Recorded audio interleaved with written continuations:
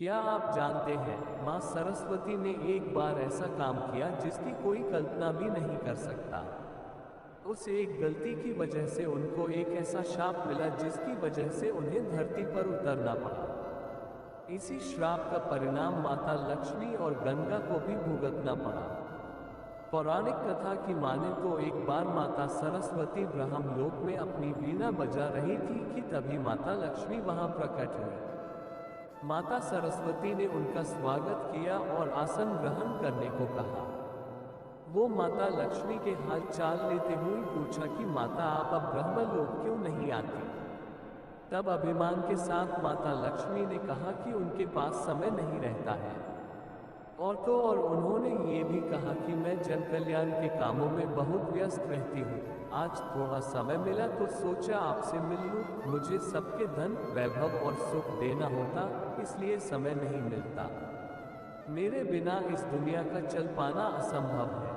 वहीं आगे माता लक्ष्मी ने माँ सरस्वती पर कटाक्ष मारते हुए कहा कि अगर उन्हें भी सिर्फ ब्रह्मलोक में वीणा बजाना होता तो उनके पास भी समय ही समय होता। माता सरस्वती, लक्ष्मी और गंगा के बीच हुआ भयंकर झगड़ा, एक दूसरों को दिया श्राप। क्या आप जानते हैं, माँ सरस्वती ने एक बार ऐसा काम किया जिसकी कोई कल्पना भी नहीं कर सकता। उस एक गलती की वजह से उनको एक ऐसा शाप मिला जिसकी वजह से उन्हें धरती पर उतरना पड़ा। इसी श्राप का परिणाम माता लक्ष्मी और गंगा को भी भुगतना पड़ा।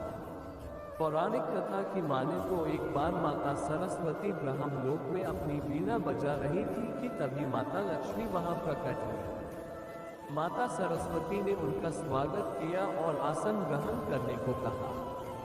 वो माता लक्ष्मी के हाल चाल लेते हुए पूछा कि माता आप अब ब्रह्मलोक क्यों नहीं आती।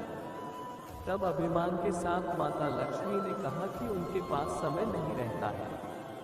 और उन्होंने ये भी कहा कि मैं जन कल्याण के कामों में बहुत व्यस्त रहती हूँ। आज थोड़ा समय मिला तो सोचा आपसे मिल लूं। मुझे सबके धन वैभव और सुख देना होता, इसलिए समय नहीं मिलता। मेरे बिना इस दुनिया का चल पाना असंभव है। वहीं आगे माता लक्ष्मी ने माँ सरस्वती पर कटाक्ष मारते हुए कहा कि अगर उन्हें भी सिर्फ ब्रह्मलोक में वीणा बजाना होता तो उनके पास भी समय ही समय होता।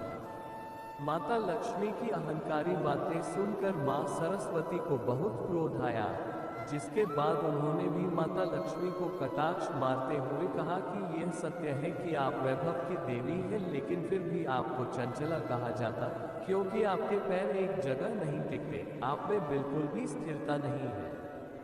लेकिन मैं आपके बिल्कुल विपरीत हूँ। मैं जिस जगह भी जाती वहाँ आजीवन के लिए बस जाती हूँ। आपको तो कोई चुरा भी सकता, बल्कि मैं तो बांटने से बढ़ती हूँ। उन्होंने आगे कहा कि कोई भी मनुष्य कितना भी धनी क्यों न हो, जब तक मैं उसके साथ नहीं होती उसका जीवन मिट्टी के बराबर ही रहता है।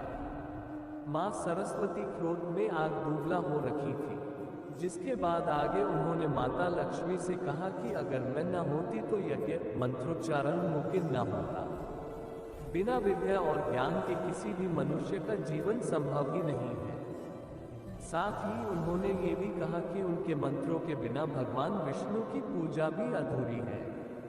माता सरस्वती के तर्कों से भी माता लक्ष्मी संतुष्ट नहीं हुई और न ही अपनी बातों से ही, जिसके बाद उन्होंने कहा कि अब इस विवाद का फैसला सिर्फ श्रीहरि ही करेंगे। बस फिर क्या होना था। दोनों देवियां इस बात का फैसला जानने के लिए विष्णु लोक के लिए रवाना हो गई। बता दें, वहां पर देवी गंगा पहले से ही मौजूद थी। श्री हरि को ध्यान में लीन देखते ही माता लक्ष्मी उनके पास जाकर बैठ जाती है, लेकिन कोई भी माँ सरस्वती को बैठने को नहीं कहता है, जिससे वो नाराज हो जाती है। बस फिर क्या, क्रोध में लाल माँ सरस्वती ने माता लक्ष्मी से कहा कि आप खुद मुझे यहाँ लेकर आई हैं और आपने मुझसे बैठने के लिए भी नहीं कहा।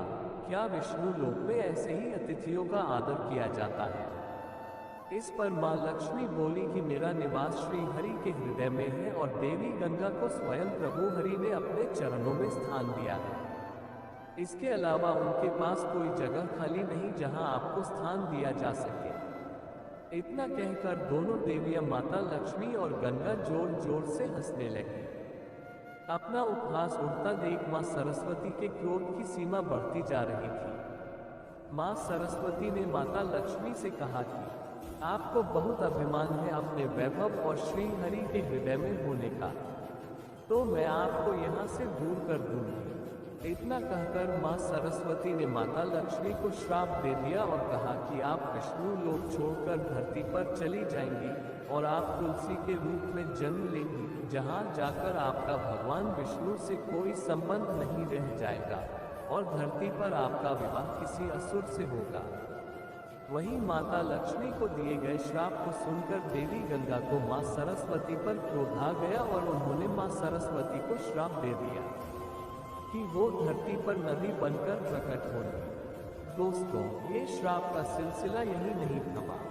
माता लक्ष्मी की तरकफदारी में देवी गंगा ने मां सरस्वती को श्राप तो दे दिया, लेकिन उनको ये भेदभाव बिल्कुल भी नहीं भाया। उन्होंने क्रोधित होकर देवी गंगा को भी श्राप दे दिया कि वो श्री हरि के चरणों से निकलकर धरती पर नदी बनकर निकलेंगी और अधिक से अधिक पापियों के संपर्क में आएंगे। अब दोस्तों, क्रोध की अग्नि में तपते हुए तीनों ने एक दूसरे को श्राप तो दे दिया, लेकिन जब उनका गुस्सा शांत हुआ तो तीनों को बहुत पछतावा हुआ।